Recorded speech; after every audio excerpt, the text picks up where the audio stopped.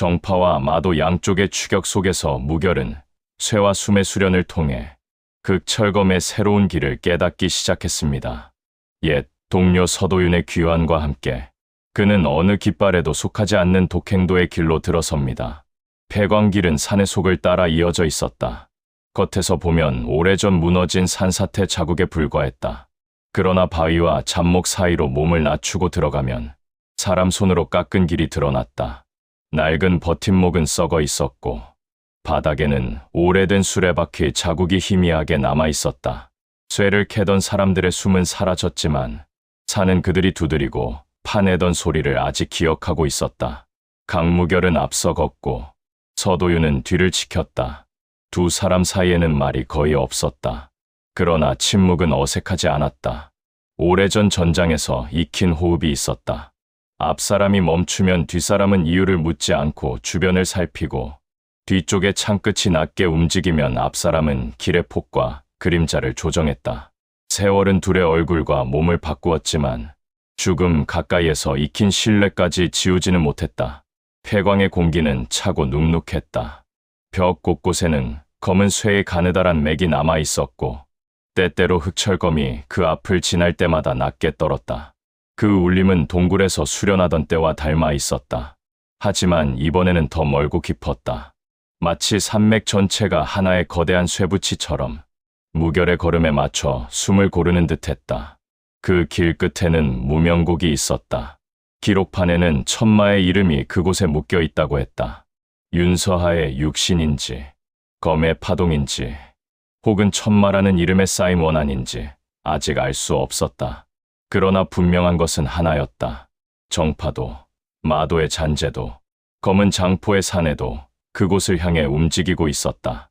무결과 도윤이 이 길을 택한 것도 그들보다 먼저 도착하기 위해서였다. 그러나 폐광길은 안전하지 않았다. 첫 번째 함정은 무너진 수레길에 있었다. 바닥이 평평해 보였지만 그 아래는 비어 있었다. 오래전 광부들이 광석을 빼낸 뒤 메우지 않은 구덩이였다. 누군가 최근에 그 위를 얇은 나무판과 흙으로 덮어두었다. 사람의 무게가 실리면 무너지고 아래에 박힌 쇠말뚝이 몸을 꿰뚫는 구조였다. 무결은 발을 내딛기 전에 멈췄다. 그는 흑철검의 칼집 끝으로 바닥을 가볍게 짚었다. 큰 소리는 나지 않았다. 그러나 속이 빈 땅은 났고 공허한 울림을 냈다.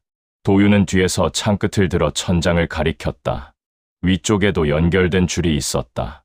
바닥이 무너지면 천장에 매달린 돌덩이까지 떨어지는 이중 함정이었다. 마도의 잔재가 남긴 함정 같았지만 무결은 단정하지 않았다. 줄을 묶은 방식은 마도식이 아니었다. 정파의 산악 추격대가 쓰는 매듭이었다. 그러나 쇠말뚝의 바른 독은 마도의 것이었다.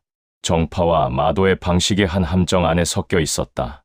누가 설치했는지보다 더 중요한 사실은 이것이었다. 누군가는 이미 양쪽의 기술을 함께 쓰고 있었다. 무결은 그 함정을 부수지 않았다. 그는 흑철검의 작은 울림으로 바닥의 빈 공간과 천장의 줄을 동시에 읽었다. 그리고 칼집을 3번 움직였다. 첫 번째로 바닥 아래의 가장 약한 나무판을 깨고, 두 번째로 천장줄의 장력을 흘리고, 세 번째로 쇠말뚝의 결을 틀었다. 함정은 작동하지 않은 채 힘을 잃었다. 도윤은 옆에서 창대를 눕혀 길을 만들었다. 두 사람은 그 위를 지나갔다. 도윤은 무결의 검을 잠시 바라보았다. 예전에 흑철검이었다면 함정 전체를 부수고 길을 열었을 것이다. 지금의 검은 달랐다. 부수지 않고 끊었다. 크게 울리지 않고 가장 필요한 곳만 건드렸다. 도윤은 말없이 고개를 한번 숙였다. 그것은 감탄보다 확인에 가까웠다. 무결이 정말 달라졌다는 확인. 길이 깊어질수록 폐광은 점점 복잡해졌다. 갈림길이 여러 번 나타났고, 어떤 길은 일부러 막혀 있었으며 어떤 길은 막힌 것처럼 보였지만 안쪽으로 이어졌다. 무결은 지도를 보지 않고 소리를 따라 걸었다. 기록판의 방향, 흑철검의 낮은 파동, 벽 속 검은 쇠의 결, 멀리서 희미하게 돌아오는 천마 봉인의 울림이 모두 한 방향을 가리켰다. 그 울림은 불쾌하지 않았다. 그것이 오히려 이상했다. 천마의 이름이라면 마귀와 원한의 탁한 파동이 먼저 느껴져야 했다. 그러나 폐광 깊은 곳에서 돌아오는 소리는 고요했다. 너무 오래 묶여 있어 감정마저 닳아버린 듯한 고요함이었다. 그 안에 원한이 없는 것은 아니었다. 다만 원한보다 깊은 피로가 있었다. 무결은 그 소리를 들으며 윤서아를 떠올렸다. 청아검성, 정파의 영웅, 배신자로 몰린 사람, 만마전의 중심, 천마. 그 이름들은 한 사람의 삶을 갈기갈기 찢어 놓았고 세상은 그 조각 중 자신에게 필요한 것만 골라 썼다.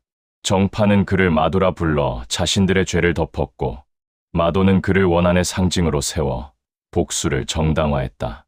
지금의 흑막은 그 이름을 다시 이용해 더 큰 판을 만들려 하고 있었다.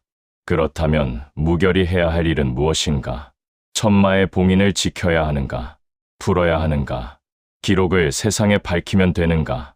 아니면 천마의 이름 자체를 다시 묻어야 하는가? 답은 쉽게 나오지 않았다. 그때 폐광 뒤쪽에서 기척이 밀려왔다. 정파에 추적되었다. 이번에는 수가 적지 않았다. 유석염의 기척도 섞여 있었다. 동시에 다른 통로에서는 마도 잔재의 기척이 올라왔다. 양쪽 모두 폐광기를 찾아낸 것이다. 아마 검은 장포의 사내가 일부러 흔적을 흘렸을 가능성이 컸다. 무결과 정파와 마도 잔재가 한 곳에서 부딪히게 만들려는 의도였다. 도유는 창을 들었다. 무결은 고개를 저었다. 이 좁은 길에서 싸우면 폐광이 무너질 수 있었다. 무엇보다 양쪽이 뒤엉키면 기록판과 천마 봉인의 위치가 노출된다. 그는 벽에 손을 얹었다. 검은 쇠의 맥이 통로 안쪽으로 이어지고 있었다. 그 울림을 잘 건드리면 작은 무너짐으로 길을 막을 수 있었다. 하지만 잘못하면 추적자들까지 생매장될 수 있었다. 예전 같으면 그는 길을 부수고 지나갔을지 모른다. 지금은 아니었다. 무결은 흑철검을 뽑았다. 칼날이 어둠 속에 드러났지만 빛은 잃지 않았다. 대신 통로 전체의 소리가 낮아졌다. 도유는 뒤로 한 걸음 물러났다. 그는 무결이 무엇을 하려는지 정확히 알 수 없었지만 그 검의 울림이 예전과 다른 것을 느꼈다. 그것은 공격의 울림도 위협의 울림도 아니었다. 귀를 기울이는 울림이었다. 무결은 검끝을 벽에 대지 않았다. 한 치 앞에서 멈췄다. 검과 벽 사이의 좁은 허공에 보이지 않는 떨림이 생겼다.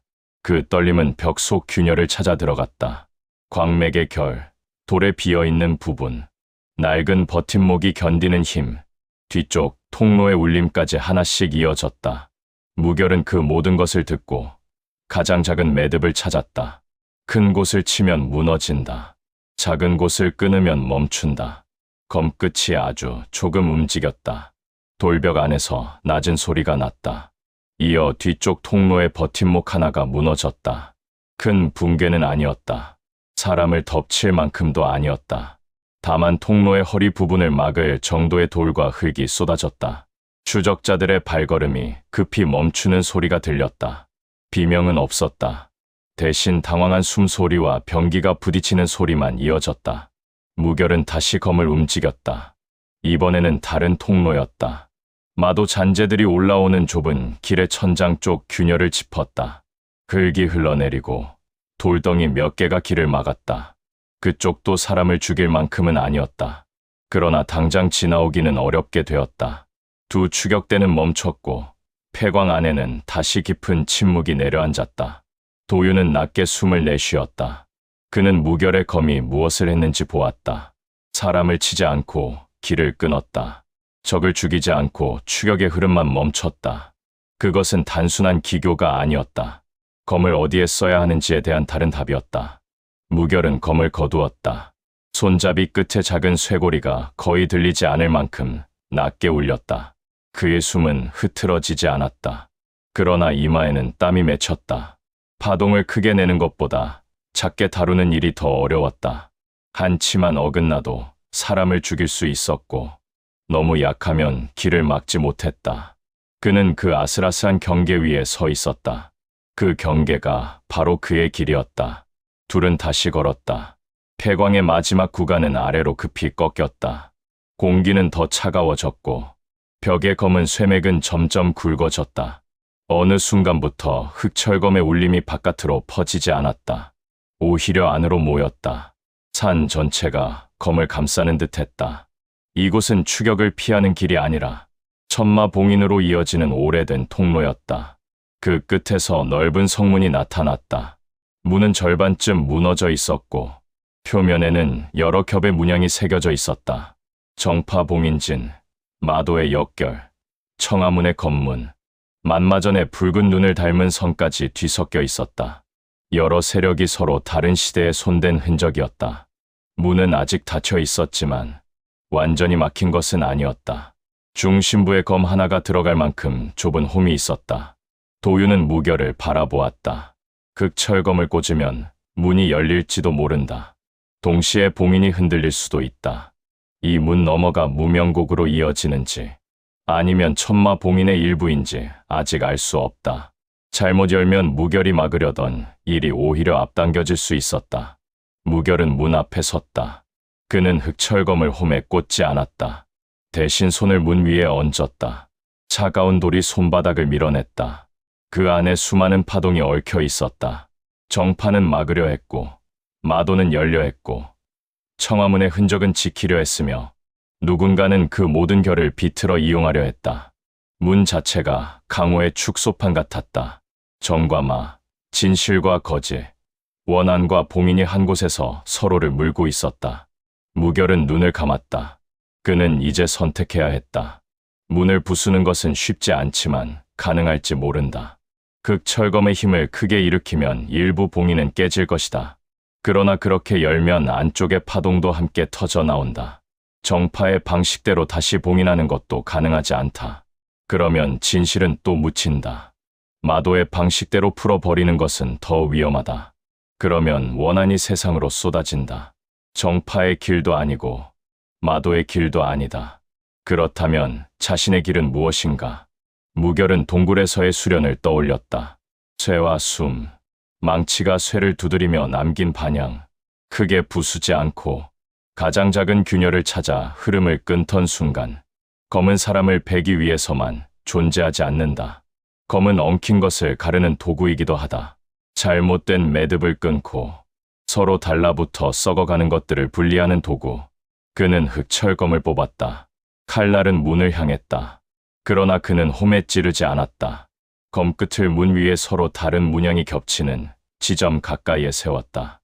거기에는 정파봉인진과 마도의 역결이 얽혀 있었다. 서로를 누르며 버티는 두 힘이었다.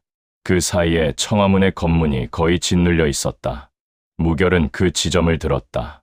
정파의 봉인은 진실을 가두고 있었고 마도의 역결은 원한을 풀려하고 있었다. 둘은 서로 반대처럼 보였지만 실제로는 같은 중심을 붙잡고 있었다. 그 중심에 윤서아라는 이름이 눌려 있었다. 무결이 끊어야 할 것은 봉인 전체도 역결 전체도 아니었다.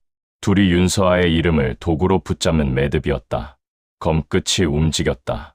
소리는 없었다. 그러나 성문 전체가 아주 낮게 떨었다. 문양의 선들이 하나씩 반응했다. 정파 봉인지는 더 조이려 했고 마도의 역결은 더 밀어 올리려 했다. 무결은 그 두 힘에 자신의 힘을 더하지 않았다. 오히려 둘 사이에 붙은 자리를 아주 얇게 갈랐다. 서로를 붙잡고 있던 가장 작은 고리가 끊겼다. 성문에서 검은 먼지가 떨어졌다. 문은 열리지 않았다. 하지만 문양의 울림이 바뀌었다. 정파의 봉인과 마도의 역결이 더 이상 서로를 먹어치우지 않았다. 청화문의 검문이 아주 희미하게 숨을 쉬기 시작했다. 그것은 오래 눌려있던 원래의 결이었다. 누군가 진실을 완전히 가두기 전, 혹은 원한으로 뒤덮기 전 남겨둔 가장 오래된 뜻, 지키되 숨기지 않는 봉인, 막되 죽이지 않는 봉인. 문 안쪽에서 낮은 바람이 새어나왔다. 썩은 냄새도 마귀의 악취도 아니었다. 오래 닫힌 공간의 차가운 공기와 아주 희미한 향 냄새가 섞여 있었다. 성문 한쪽에 사람 하나가 지나갈 만큼 작은 틈이 생겼다. 무결은 문을 부순 것이 아니었다. 길을 열었다. 봉인을 풀지도 더 조이지도 않고 필요한 만큼만 숨을 트이게 한 것이다. 도윤의 눈이 깊어졌다. 그는 말하지 않았지만 무결이 방금 무엇을 했는지 알았다. 그것은 검법이라기보다 도였다. 길이었다. 힘으로 밀어붙이는 무인의 길이 아니라 세상의 어긋난 울림을 듣고 필요한 곳만 가르는 길. 어느 문파의 초식으로 설명할 수 없는 검. 어느 마공의 술법으로도 묶을 수 없는 검. 무결은 그 틈 앞에 섰다. 자신의 안에서도 무엇인가 정리되고 있었다. 검을 묻었던 대장장이, 마교의 첩자로 몰린 떠돌이, 천마의 기록을 품은 추적자, 정파와 마도 양쪽에서 쫓기는 사람. 그 모든 이름이 그를 설명했지만 어느 것도 그를 온전히 붙잡지는 못했다. 이제 그는 자신의 길에 이름을 붙여야 했다. 독행도 홀로 간다는 뜻만은 아니었다. 세상과 등진다는 뜻도 아니었다. 독행은 어느 깃발에도 몸을 맡기지 않는다는 뜻이었다. 정파의 명분에도 마도의 원한에도 사람들의 환호와 저주에도 휩쓸리지 않고 자신이 들은 소리와 스스로의 숨을 따라 걷는 길. 함께 걷는 동료가 있어도 선택의 책임은 홀로 진다는 뜻. 검을 들 때마다 그 파동이 되돌아올 것을 알고도 필요한 곳에서 물러서지 않는 길. 그것이 무결의 도였다. 그는 흑철검을 칼집에 넣었다. 손잡이 끝에 작은 쇠고리가 한 번 울렸다. 맑지도 거칠지도 않은 소리였다. 아주 작고 낮았지만 도윤에게도 들렸다. 그 소리는 선언처럼 크지 않았다. 오히려 다짐에 가까웠다. 세상은 큰 소리로 길을 말하는 자들을 좋아하지만 진짜 길은 때로 이렇게 작은 울림으로 시작된다. 성문 너머로 들어가자 좁은 통로가 이어졌다. 벽에는 오래된 등잔들이 줄지어 있었고 바닥은 생각보다 깨끗했다. 누군가 오랫동안 지키고 관리한 흔적이 있었다. 먼지는 쌓였지만 완전히 버려진 곳은 아니었다. 청화문의 잔존자들인지 만마전의 생존자들인지 혹은 봉인을 지키던 이름 없는 이들인지 알 수 없었다. 통로 중간에는 벽화가 남아 있었다. 벽화는 거의 지워졌지만 몇 장면은 알아볼 수 있었다. 첫 번째에는 윤서아가 정파의 깃발 아래서 사람들을 구하는 모습이 있었다. 두 번째에는 그가 정파의 칼에 포위된 모습이 있었다.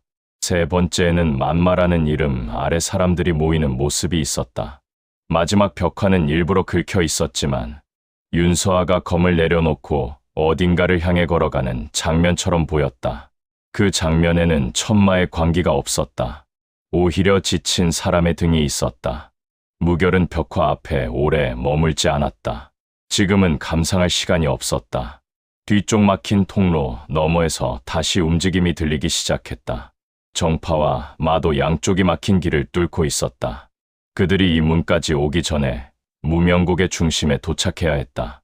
통로 끝에는 넓은 지하 계곡이 열렸다. 땅속이라고 믿기 어려울 만큼 큰 공간이었다. 천장은 높았고 위쪽 틈으로 희미한 빛이 내려왔다. 아래에는 검은 물이 흐르고 있었고 물가에는 수많은 작은 돌탑이 세워져 있었다. 무덤이었다. 이름이 적힌 것도 있었고 아무 글자도 없는 것도 있었다. 정파의 형식도 마도의 형식도 아니었다. 단지 죽은 자를 잊지 않으려 쌓은 돌탑들이었다. 무명고, 이름 없는 자들의 계곡, 천마의 봉인이 있다고 알려진 곳은 거대한 감옥이 아니라 수많은 무덤을 품은 침묵의 계곡이었다. 무결은 그 광경 앞에서 걸음을 멈췄다. 정파가 마도 잔당의 시체를 묻었다고 기록한 곳, 마도의 잔재가 성지라 부르는 곳. 그러나 실제로는 양쪽의 이름에서 밀려난 사람들이 잠든 곳이었다. 도윤도 말없이 창을 낮췄다. 그의 얼굴에는 오래된 슬픔이 떠올랐다. 아마 이곳에는 그가 알던 사람도 있을 것이다. 청화문의 제자, 북부 전선의 생존자, 만마전으로 몰린 자들, 정파의 기록에 남지 못한 사람들. 그들은 선도 악도 아닌 채 이름 없이 돌탑 아래 누워 있었다. 계곡 중앙에는 검은 비석이 있었다. 비석 위에는 글자가 없었다. 다만 중앙에 칼자국 하나가 깊게 남아 있었다. 그 칼자국에서 아주 낮은 파동이 흘러나왔다. 흑철검이 응답했다. 무결은 그 비석이 천마의 이름을 묶은 중심이라는 것을 알았다. 윤서아의 육신은 없을지도 모른다. 그러나 그의 이름, 그의 건명, 그를 둘러싼 원한과 공포의 파동이 이곳에 묶여 있었다. 무결은 비석 앞에 섰다. 정파는 이것을 봉인이라 불렀을 것이다. 마도는 속박이라 부를 것이다. 흑막은 이것을 도구라 부를 것이다. 무결은 그 어느 이름도 그대로 받아들이지 않았다. 이곳은 감옥이면서 무덤이고 봉인이면서 기억이었다. 풀어버리면 원한이 쏟아지고 덮어버리면 진실이 다시 묻힌다. 그가 해야 할 일은 문 앞에서 했던 것과 같았다. 엉킨 것을 가르는 일. 무결은 아직 비석을 건드리지 않았다. 뒤쪽에서 추적자들의 기척이 가까워지고 있었다. 정파와 마도, 그리고 아마 검은 장포의 사내도 곧 이곳에 닿을 것이다. 이 계곡에서 모든 것이 한 번 더 부딪힐 것이다. 그때 그는 어느 편의 검도 되어서는 안 된다. 도윤은 그의 옆에 섰다. 창끝은 낮게 내려가 있었지만 언제든 움직일 준비가 되어 있었다. 무결은 그 숨을 들었다. 동료의 숨. 오래전 전장에서 끊겼다가 다시 돌아온 숨. 그러나 결국 선택은 자신이 해야 했다. 독행도란 혼자 싸운다는 뜻이 아니라 선택의 책임을 남에게 넘기지 않는다는 뜻이었다. 그는 흑철검을 손에 들었다. 검은 아직 뽑히지 않았다. 그러나 손잡이 끝에 작은 쇠고리가 아주 낮게 울렸다. 그 소리는 계곡의 돌탑 사이로 퍼졌다. 놀랍게도 돌탑들 사이에서 미세한 응답이 돌아왔다. 이름 없는 자들의 병기 조각, 낡은 호패, 비석 아래 묻힌 쇠붙이들이 그 작은 소리에 대답하고 있었다. 무결은 눈을 감았다. 그는 이제 알았다. 자신의 검은 정파를 위해 마도를 베는 검이 아니다. 마도를 위해 정파를 찢는 검도 아니다. 흑막을 죽이는 대서만 끝나는 검도 아니다. 그의 검은 소리를 듣고 매듭을 찾고 가장 필요한 곳만 가르는 검이다. 사람을 마로 만드는 거짓과 정의를 위선으로 만드는 욕망과 원한을 끝없는 피로 바꾸는 흐름을 끊는 검이다. 그 길은 외롭다. 그러나 외롭다는 이유로 틀린 것은 아니다. 무명국의 어둠 속에서 강무결은 자신의 길을 받아들였다. 독행도, 어느 문파의 이름도, 어느 세력의 깃발도 빌리지 않는 길. 검을 들되 검에 취하지 않고 진실을 보되 원한에 삼켜지지 않으며 필요한 순간에는 양쪽 모두의 앞을 막는 길. 그가 눈을 떴을 때 뒤쪽 통로에서 첫 번째 병기 소리가 울렸다. 추격자들이 가까워지고 있었다. 정파의 칼, 마도의 단검, 그리고 어둠 속에서 기다리는 흑막의 손, 모두 이 계곡을 향해 모이고 있었다. 무결은 천천히 몸을 돌렸다. 도윤도 창을 들었다. 무명국의 돌탑들이 빗방울처럼 낮은 울림을 되돌려 주었다. 독행도는 선언으로 완성되지 않는다. 그 길은 곧 다가올 칼들 앞에서 증명되어야 했다. 강무결은 흑철검을 뽑지 않은 채 통로 입구를 바라보았다. 그의 숨은 고요했고 검의 울림은 깊었다. 이제 그는 도망치지 않을 것이다. 정파와 마도, 양쪽의 밤이 이곳으로 밀려온다면 그는 그 밤의 한가운데 서서 가장 먼저 소리를 들을 것이다. 그리고 들은 뒤에 필요한 것만 뵐 것이다. 무명국의 어둠은 깊었으나 더 이상 고요하지 않았다. 뒤쪽 통로에서 병기 소리가 이어졌다. 먼저 들려온 것은 정파의 검이었다. 검집이 허리띠에 닿는 소리, 젖은 신발이 돌바닥을 밟는 소리, 진영을 맞추기 위해 서로의 숨을 조절하는 소리. 그 소리들은 질서정연했다. 그러나 그 질서 아래에는 조급함이 숨어 있었다. 그들은 천마의 봉인보다 강무결을 먼저 생각하고 있었다. 마교의 첩자로 몰린 자, 흑철검을 지닌 위험한 자, 정파의 명령을 거부하고 도망친 자. 그 이름이 그들의 검을 이끌고 있었다. 그 뒤에는 마도의 잔재가 있었다. 그들의 발소리는 정파보다 낮고 흩어져 있었다. 어둠을 타고 움직이는 대익숙한 자들이었다. 병기에는 천이 감겨 있었고 숨은 짧았다. 그들에게도 무결은 적이었다. 천마의 기록을 가로챈 자, 봉인의 위치를 먼저 알아낸 자, 만마전의 잠부를 꺼뜨린 자. 그들은 정파를 증오했지만 지금은 무결 역시 길을 막는 자였다. 그리고 가장 깊은 곳에는 다른 기척이 있었다. 검은 장포의 사내였다. 그 기척은 직접 드러나지 않았다. 정파의 뒤도 아니고 마도의 앞도 아니었다.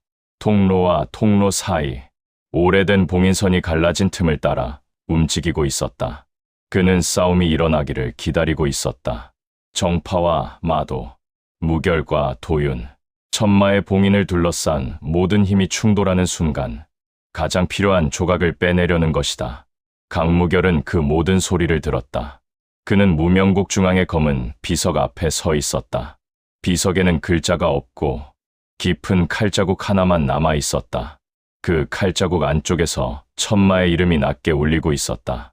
그것은 살아있는 사람의 목소리도 아니고 죽은 자의 원혼도 아니었다. 수많은 사람이 한 이름에 쌓아 올린 공포와 원한, 억울함과 숭배, 거짓과 기억이 뒤엉킨 파동이었다. 비석 주변에는 이름 없는 돌탑들이 줄지어 있었다. 정파의 기록에 남지 못한 자들, 마도의 노래에도 온전히 담기지 못한 자들, 윤서아를 따랐다는 이유로 말아불린 자들, 윤서아를 배신했다는 누명을 쓰고 사라진 자들, 전쟁의 이름 아래 묻힌 무고한 사람들. 그들은 모두 작은 돌탑 아래 침묵하고 있었다. 그러나 흑철검의 작은 쇠고리가 울릴 때마다 돌탑들 사이에 묻힌 쇠붙이들이 아주 낮게 응답했다. 그 응답은 원한만이 아니었다. 기억이었다. 무결은 그 기억 앞에서 검을 함부로 들 수 없었다. 이곳에서 한번 크게 잘못 빼면 천마의 이름은 다시 피의 깃발이 될 것이다. 정파는 그 피를 명분으로 삼고 마도는 그 피를 복수로 삼을 것이다. 그러면 영웅이 마가 된 밤은 또 다른 모습으로 반복된다. 서도윤은 그의 오른쪽에 섰다. 낡은 창끝은 낮게 내려가 있었지만 도윤의 숨은 흔들리지 않았다. 오래전 전장의 동료는 이제 방패가 아니라 증인이었다. 무결이 어느 길을 택하는지, 그 길이 정말 독행도인지 지켜볼 사람, 필요하다면 함께 싸울 사람이지만 대신 선택해 줄 수는 없는 사람. 무결은 천천히 숨을 들이쉬었다. 폐광에서 익힌 숨이 몸속 깊이 가라앉았다. 쇠와 숨이 하나가 되고 검과 마음이 같은 박자로 놓였다. 극철검은 칼집에 있었지만 그 울림은 이미 계곡 전체에 닿아 있었다. 돌탑의 쇠붙이, 정파의 검, 마도의 단검, 비석 아래의 봉인선, 검은 장포의 사내가 숨긴 작은 흑철 조각까지 모두 하나씩 위치를 드러냈다. 그때 통로 입구에 무리가 나타났다. 정파 무사들이었다. 앞에는 무린맹의 검객들이 섰고 그 뒤에는 각 문파의 추적자들이 이어졌다. 유석염도 그들 가운데 있었다. 그는 젖은 검은 무복을 입고 있었고 얼굴에는 피로와 집착이 함께 서려 있었다. 협곡과 관제묘에서 겪은 일은 그의 눈빛을 더 차갑게 만들었다. 그는 무결을 두려워하면서도 그 두려움을 인정하지 않기 위해 더 날카로운 검이 되려 하고 있었다. 곧 반대편 낮은 통로에서 마도의 잔재들이 나타났다. 검은 옷을 입은 자들 사이에는 귀공령에서 보았던 노인들의 표식과 다른 붉은 눈 문양이 섞여 있었다. 그들 역시 하나가 아니었다. 어떤 자들은 윤서아의 진실을 되찾으려는 사람들이었고 어떤 자들은 천마의 이름을 앞세워 정파를 피로 씻으려는 자들이었다. 같은 마도라 불려도 마음은 달랐다. 그러나 이곳까지 온 순간 그들의 눈은 같은 비석을 향하고 있었다. 정파와 마도는 서로를 보자마자 병기를 들었다. 무명국의 공기가 날카롭게 갈라졌다. 그러나 무결이 한 걸음 앞으로 나서자 양쪽의 시선이 모두 그에게 모였다. 그는 더 이상 숨지 않았다. 극철검을 가진 도망자도 마교의 첩자로 몰린 떠돌이도 아니었다. 이곳에 있는 모든 파동을 듣고 모든 거짓의 매듭을 보고 있는 사람으로 섰다. 정파는 그를 체포하려 했고 마도는 기록을 빼앗으려 했다. 양쪽 모두 천마의 봉인을 자기 뜻대로 다루고 싶어 했다. 정파는 봉인을 더 깊이 묻어 자신들의 과거를 지키려 했고 마도는 봉인을 풀어 원한의 새벽을 열려 했다. 둘 다 윤서아라는 사람을 보지 않았다. 둘 다 이름을 도구로 삼고 있었다. 그 순간 무결은 품속의 기록판을 꺼냈다. 금속 기록판은 어둠 속에서도 희미하게 빛을 머금었다. 청하문, 정파 연합의 비밀 명령, 북부 전선의 배신, 윤서아의 이름, 천마 봉인 위치. 그 조각들은 완전한 역사는 아니었지만 지워진 진실을 드러내기에 충분했다. 정파의 무사들 사이에서 동요가 일었고 마도의 잔재들 사이에서도 숨이 거칠어졌다. 유석염의 눈빛이 가장 먼저 변했다. 그는 기록판을 보며 욕망과 두려움을 동시에 느꼈다. 그것이 세상에 드러나면 정파의 질서가 흔들린다. 그러나 그것을 손에 넣으면 누군가는 그 혼란 속에서 새로운 자리에 오를 수 있다. 그의 안쪽에서 독이 더 깊게 움직였다. 무결은 그 소리를 들었다. 석염의 검이 칼집 안에서 아주 미세하게 울렸다. 조급하고 탁한 울림이었다. 마도의 잔재 중 붉은 눈 문양을 단 자들이 먼저 움직였다. 그들은 기록판이 아니라 비석을 향해 달려들었다. 천마의 이름을 풀기 위해서였다. 동시에 정파 무사들도 그들을 막기 위해 검진을 펼쳤다. 양쪽의 칼이 부딪히기 직전 무결이 흑철검의 칼집 끝으로 땅을 짚었다. 둥, 작은 소리였다. 그러나 무명곡 전체가 한순간 숨을 멈췄다. 돌탑 아래의 쇠붙이들이 낮게 울리고 정파의 검과 마도의 단검이 같은 박자로 떨었다. 달려들던 자들의 발이 멈췄다. 어떤 이는 손목을 움켜쥐었고 어떤 이는 무릎을 꿇었다. 무결은 그들을 베지 않았다. 다만 그들이 들고 있던 칼의 뜻을 잠시 끊었다. 이것이 폐광에서 얻은 검이었다. 크게 부수지 않고 필요한 곳만 끊는 검. 원한이 칼끝으로 옮겨지는 순간을 짚어 멈추는 검. 사람을 쓰러뜨리는 것이 아니라 사람이 마가 되기 직전의 흐름을 가르는 검. 하지만 그것만으로 모두를 막을 수는 없었다. 검은 장포의 사내가 움직였다. 그는 통로 위쪽의 어둠에서 나타나 비석 뒤편으로 내려섰다. 손에는 작은 흑철 조각들이 엮인 고리가 들려 있었다. 그 고리는 지금까지 모은 파편들의 중심을 잇는 열쇠였다. 그는 정파와 마도가 흔들린 틈을 타 비석의 칼자국에 고리를 끼워 넣으려 했다. 도윤의 창이 먼저 날아갔다. 낡은 창은 어둠을 가르고 검은 장포의 손목을 노렸다. 사내는 몸을 비틀어 피했지만 고리의 한쪽 파편이 창 끝에 맞아 튕겨나갔다. 극철 조각이 돌바닥에 떨어지며 날카로운 울림을 냈다. 그 순간 비석 안의 봉인이 흔들렸다. 무명곡 전체에 낮은 파동이 번졌다. 천마의 이름이 깨어나려 했다. 정파의 무사들은 공포의 검을 더 세게 쥐었고 마도의 잔재들은 광기 어린 눈으로 비석을 바라보았다. 누군가는 봉인을 지켜야 한다고 생각했고 누군가는 드디어 천마가 돌아온다고 믿었다. 그러나 무결에게는 그보다 더 깊은 소리가 들렸다. 피로한 한 사람의 숨, 오래된 이름 아래 눌린 윤서아의 마지막 숨이었다. 천마의 파동은 분노로만 이루어져 있지 않았다. 그 안에는 지친 침묵이 있었다. 자신을 영웅이라 부른 자들에게 버림받고 말아 부른 자들에게 떠받들려 끝내 자기 이름을 잃은 사람의 침묵. 그 침묵은 해방을 원한 것도 복수를 원한 것도 아니었다. 다만 더 이상 자신을 도구로 쓰지 말라는 듯했다. 무결은 처음으로 비석을 향해 검을 뽑았다. 극철검이 칼집에서 빠져나오는 순간 양쪽의 병기들이 모두 떨었다. 그러나 이번 울림은 위협이 아니었다. 계곡에 묻힌 수많은 쇠붙이의 소리와 맞물려 하나의 거대한 숨이 되었다. 돌탑들 사이에 낮은 응다.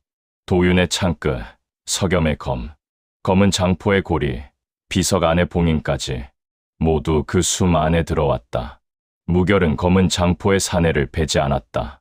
그는 비석의 칼자국과 흑철 고리 사이 이름과 원한이 맞물리는 가장 작은 매듭을 노렸다. 검끝이 허공을 갈랐다. 눈에 보이는 칼길은 짧았다. 그러나 파동은 깊게 들어갔다. 정파의 봉인이 천마를 죄인으로만 묶은 결, 마도의 술식이 천마를 복수의 깃발로 끌어올리는 결, 흑막의 흑철 고리가 그 둘을 이용해 문을 열려는 결이 한 지점에서 맞물려 있었다. 그곳을 베었다. 소리는 나지 않았다. 그러나 모든 사람이 느꼈다. 무언가 끊어졌다는 것을. 비석에서 검은 기운이 치솟지 않았고 봉인이 폭발하지도 않았다. 대신 오래된 돌 위로 얇은 균열이 번졌다. 그 균열은 파괴의 금이 아니라 굳어있던 이름이 숨을 쉬기 위해 벌어지는 틈 같았다. 비석 안의 파동이 바뀌었다.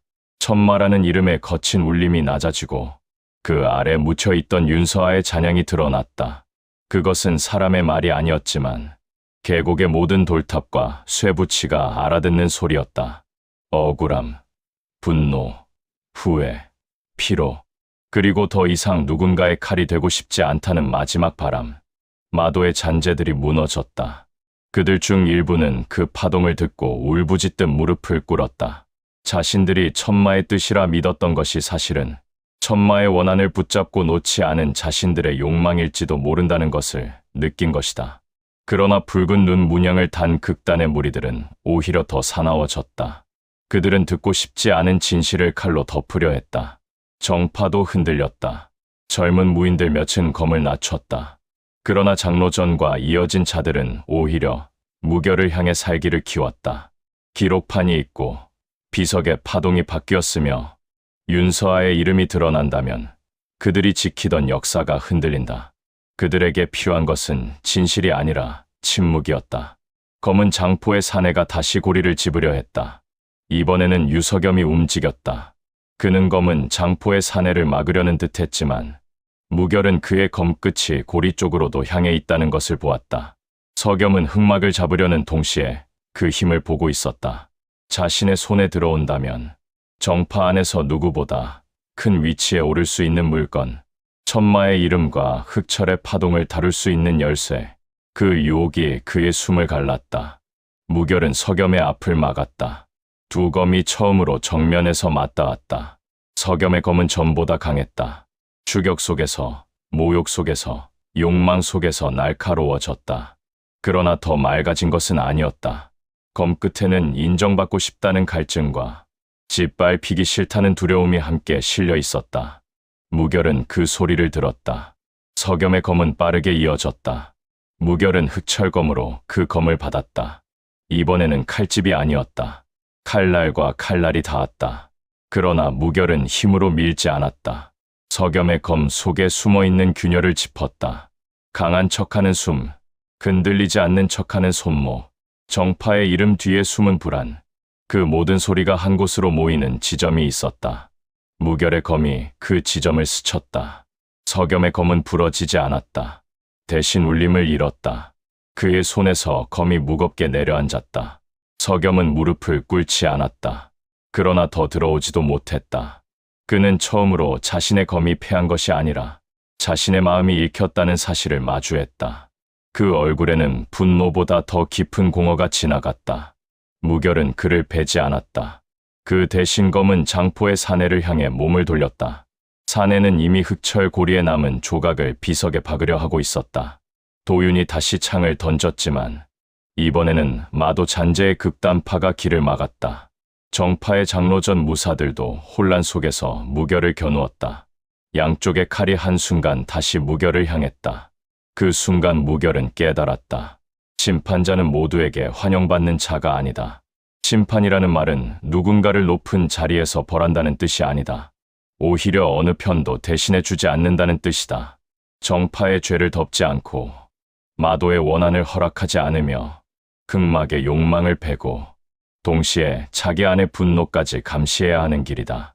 그 길은 칭송보다 저기를 더 많이 부른다. 그러나 물러설 수 없었다. 무결은 흑철검을 양손으로 잡았다. 손잡이 끝에 작은 쇠고리가 처음으로 맑게 울렸다. 아주 작은 소리였지만 무명곡 전체가 그 소리를 들었다.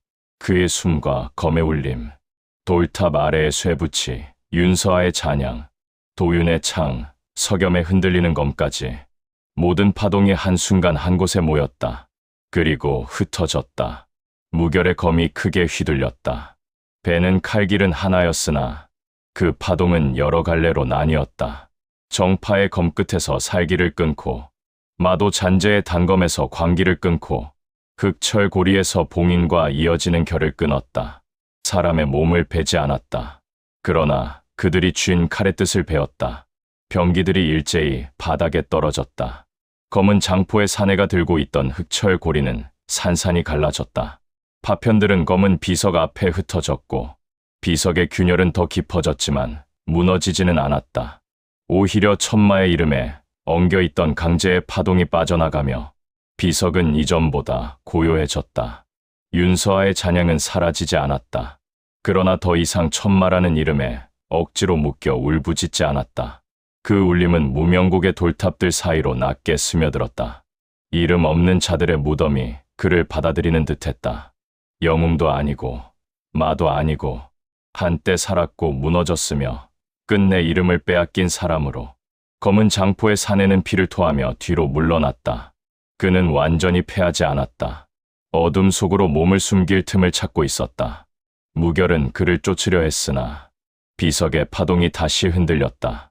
지금 이곳을 안정시키지 않으면 봉인의 잔결이 무너질 수 있었다. 검은 장포의 사내는 그 틈을 이용해 통로 속으로 사라졌다. 무결은 쫓지 않았다. 이번에는 놓친 것이 아니었다. 우선해야 할 것이 달랐다. 흑막은 다시 나타날 것이다. 그러나 천마의 이름이 다시 이용당하지 않도록 지금의 매듭을 마무리해야 했다. 그는 비석 앞에 서서 기록판을 꺼내 비석 아래에 놓았다. 숨겨온 진실의 조각을 다시 묻는 것이 아니었다. 이곳의 돌탑들과 함께 두는 것이었다. 진실은 누구의 창고나 문파의 손에 들어가서는 안 된다. 정파가 감추어도 안 되고 마도가 복수의 깃발로 흔들어도 안 된다. 먼저 이곳에 죽은 자들 앞에 놓여야 했다. 그들이야말로 이 진실의 첫 주인이기 때문이다. 비석의 파동이 조금 더 안정되었다. 무결은 흑철검의 끝으로 비석 아래 땅을 가볍게 그었다. 새로운 봉인이 아니었다. 억압도 아니었다. 세 갈래로 엉킨 선을 나누는 작은 길이었다. 정파의 봉인, 마도의 원한, 윤서아의 잔향이 서로를 삼키지 않도록 간격을 만들어주는 길. 그것은 완전한 해결이 아니었다. 그러나 적어도 당장 누군가 천마의 이름을 도구로 끌어낼 수는 없게 되었다. 무명곡의 새벽빛이 스며들기 시작했다. 천장 틈 사이로 아주 희미한 빛이 내려왔다. 처음에는 먼지처럼 약했지만 곧 검은 물 위에 길게 번졌다. 돌탑들의 그림자가 조금씩 드러났다. 밤새 칼을 들고 서로를 겨누던 사람들은 그 빛 속에서 자신들이 서 있는 곳을 보았다. 무덤들 사이였다. 그들이 밟고 있는 것은 전장의 승리도 복수의 성지도 아니라 이름 없이 죽은 자들의 침묵이었다. 정파 무사들 중 몇은 고개를 숙였다. 마도의 잔재들 중 몇은 병기를 놓았다. 하지만 모두가 달라진 것은 아니었다. 장로전의 무사들은 여전히 무결을 경계했고 붉은 눈 문양의 극단파는 분노를 삼키고 있었다. 유석염은 말없이 자신의 검을 바라보았다.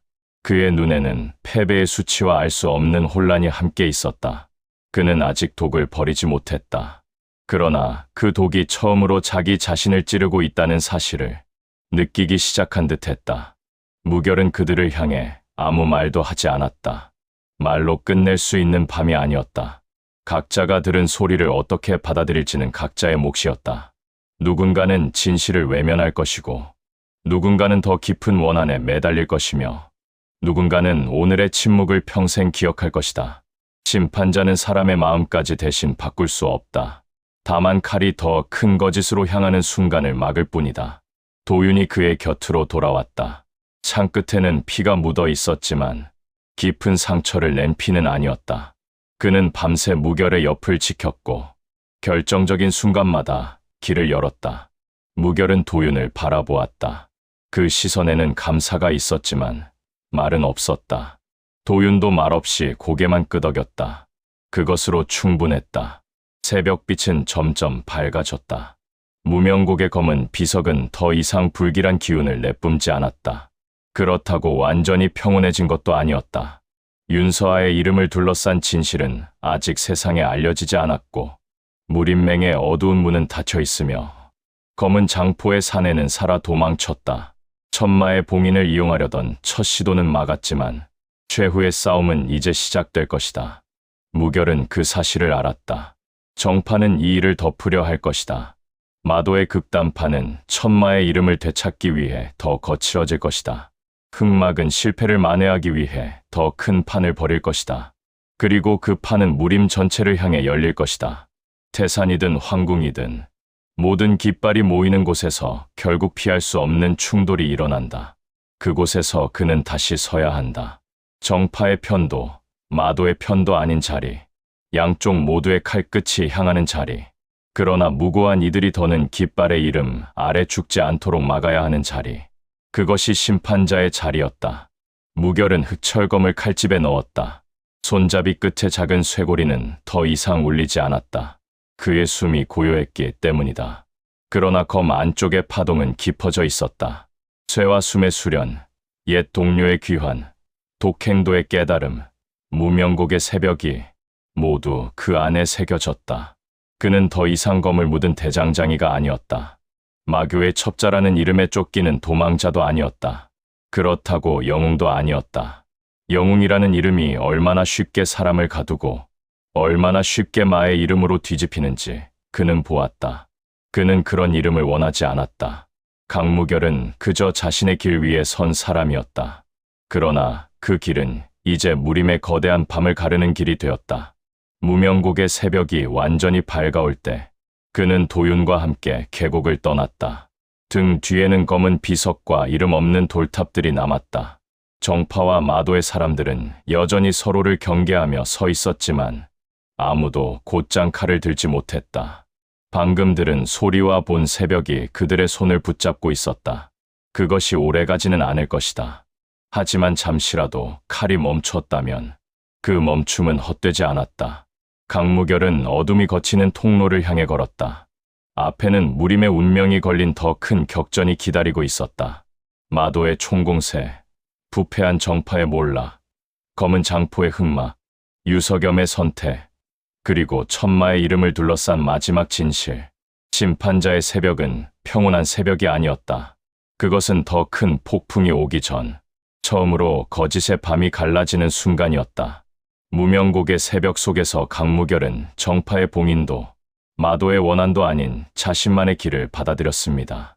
독행도는 홀로 걷는 길이 아니라 어느 이름에도 휩쓸리지 않고 들은 소리에 책임지는 길이었습니다. 오늘의 이야기는 여기까지입니다. 들어주셔서 감사합니다. 강호의 길은 끝나지 않습니다. 다음 이야기에서 다시 만나려면 구독과 좋아요, 알림 설정까지 부탁드립니다. 여러분의 참여가 곧 이 무협 세계를 더욱 빛나게 합니다. 구독으로 다음화 만마의 새벽 제오부 만마쟁패를 먼저 만나보세요. 감사합니다.